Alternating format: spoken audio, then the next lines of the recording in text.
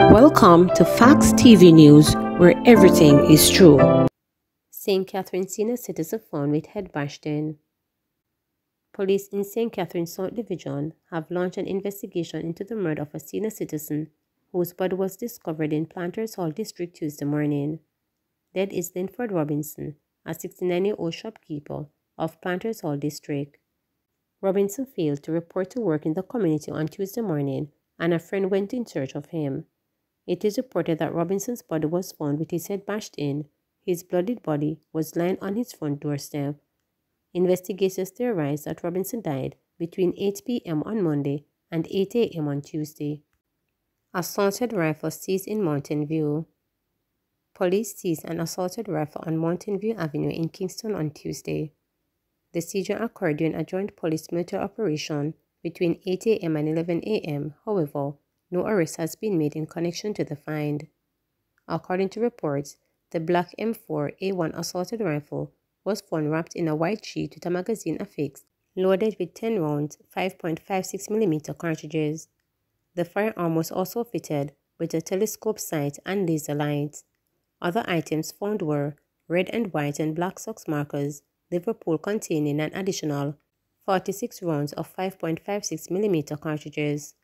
The search also yielded 2 black and white knee pads, 1 white bulletproof vest, 1 black inside pistol holster, 4 black rifle slings, 1 bottom of a gun oil, and a Jamaican passport bearing the name Roxroy Stevens Manent. Alleged gun traffickers remanded re Petrojam car park seizure. December 13 mentioned date has been set for 3 men who were charged in relation to the seizure of 2 firearms and several rounds of ammunition in a motor car inside a car park at Petrojam along Marcus Garvey Drive in St. Andrew last month. The trio appeared in the Gun Court Division of the Home Circuit Court in downtown Kingston on Thursday. The accused are 29-year-old Nicholas Freeman, otherwise called Nico, of Trinidad Road, Kingston 11, 23-year-old Ryan Morrison, alias Alfred, a construction worker of Belvini District in St. Andrew, and 21-year-old Akeem Moore, alias Brown Chops, of Steertown, St. Anne, and Pleasant Heights, Rockford, Kingston 2. They are all charged with possession of a prohibited weapon, unauthorized possession of ammunition, trafficking of prohibited weapon, and possession of a prohibited weapon with intent to traffic.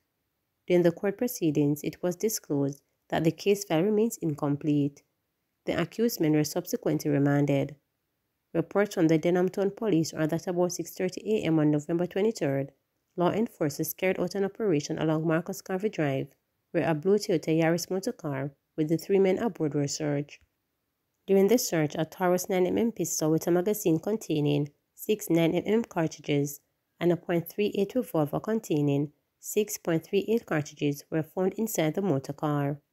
All 3 men were taken into custody and were charged after a question and answer session on Wednesday, November 29. It was initially believed that the men had been hired to carry out a contract killing of an employee of Petrojam. Moody's siblings bond stronger than mother's warning. Kerrick Moody, believed to have been killed and buried in a shallow grave with his sister Kenisha by gangsters who recorded the act, was so fond of his sibling that he told his mother they would likely die together. The bond between them was so strong that the 20-year-old ignored his mother's repeated warning to stay away from his 22-year-old sister, who had a dark past. According to Stephanie Edwards, each time her daughter, who they called Steffi, was around, 20-year-old Kerrick would be behind her. One day I even said to him, "You give the woman no privacy? You sleep all in your sister's bed. You and your sister sleep." And he said, "Mommy, anywhere Steffi dead, me a dead," the distraught mother told reporters on Monday. That's what the little boy said to me, and it's in my brain, and it's proven right now. That's the love that the 2 of them had. So if them did even hold Steffi and do something to she and tell him to go, him never did a go leave. She is still awaiting word from the police on whether her children's body have been found. Had he stayed with me in Grange Hill, he would still be alive, said a mournful Edwards.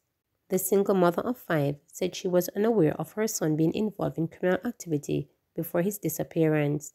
She said she struggled to provide for all her children, doing odd jobs to make ends meet, and so she encouraged them to find jobs. She often told Kerrick to go and look work to better off in life. If he had only listened, she said, he would be safe today. Her children knew she did not condone illegal activities, she stressed. The 54-year-old mother said she told her son to enroll in Heart NSTA Trust to learn a skill and brought him close to where to classes, but he never went. He was supposed to sit CXC exams during COVID-19 pandemic, but he didn't follow through, though he dreamt of becoming an architect. Him can do welding and him do architect. Him can draw well, she said proudly of her son who attended Godfrey Stewart High School in the parish. According to Deputy Superintendent of Police DSP in charge of operations in Westmoreland Police Division, Adrian Hamilton, Kirk was not on the police radar, but his sister was out on bail after she was charged with illegal possession of ammunition. The case, Hamilton said, is still before the court, and one condition of her bail was that she should stay away from Grange Hill, Westmoreland. Before that, Kenish was among several individuals charged with being a member of a notorious Kings Valley gang in Grange Hill. She was later acquitted. The DSP said the search for the sibling continues. So far, there has been effort to dismantle the gang. We appeal to the young men and women in Grange Hill in particular, and the wider Westmoreland by extension, to desist from becoming a part or assist in engaging, no matter how superficial, in the pursuit of these vicious gang members, Hamilton urged.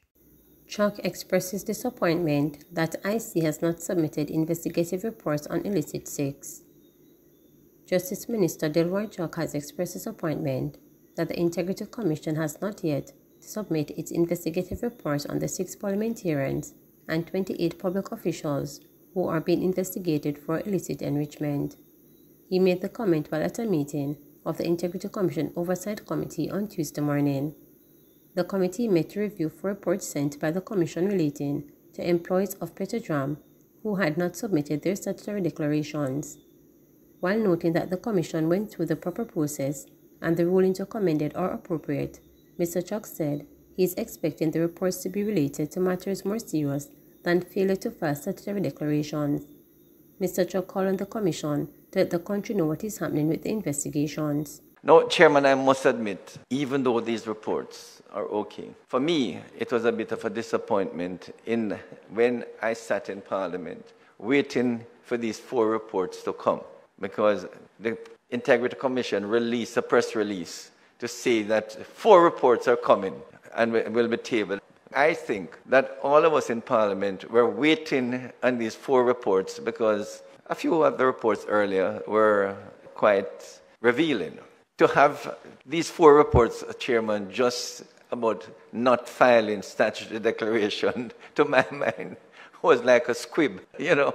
So I would say most persons sitting in Parliament thought that maybe the reports had to do with the illicit six persons who were being charged. We need to hear from the Integrity Commission, when are those reports? If the sole number of 6 and 28, whether those matters have been cleared up, and if they have not been cleared up, the Commission should report on them as soon as possible. Because it shouldn't be too difficult, Chairman, for the IC to demand responses from whoever those 6 persons are.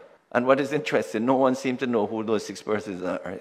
And report it to Parliament as soon as possible. It may well be, Chairman, that it has cleared up 1 or all 6, or it has not cleared up all 6. I would hate to think that in the next annual report, we're going to hear from the Commission that, in fact, the 6 have not been cleared up. It should not take the Commission a year to investigate and clear up whoever those 6 and 28 other public officials.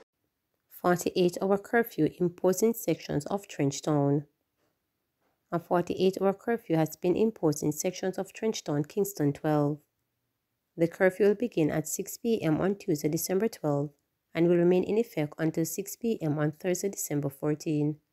The branches of the curfew are north along 7th Street and Upper 1st Street intersection to the intersection of Ralph Lane and 7th Street, south along Spanish Town Road from the intersection of Milk Lane to the intersection of Spanish Town Road and West Road, east along Ralph Lane to the intersection of Metcalf Street to the intersection of Milk Lane and onto the intersection of Milk Lane and Spanish Town Road, west along West Road from the intersection of West Road and Spanish Town Road to the intersection of Upper 1st Street and West Road to the intersection of Upper 1st Street and 7th Street. During the hours of the curfew, all persons within its boundaries are required to remain within their premises for 48 hours, unless otherwise authorized by the ground commander. Please remember to subscribe, like, share, and click the notification bell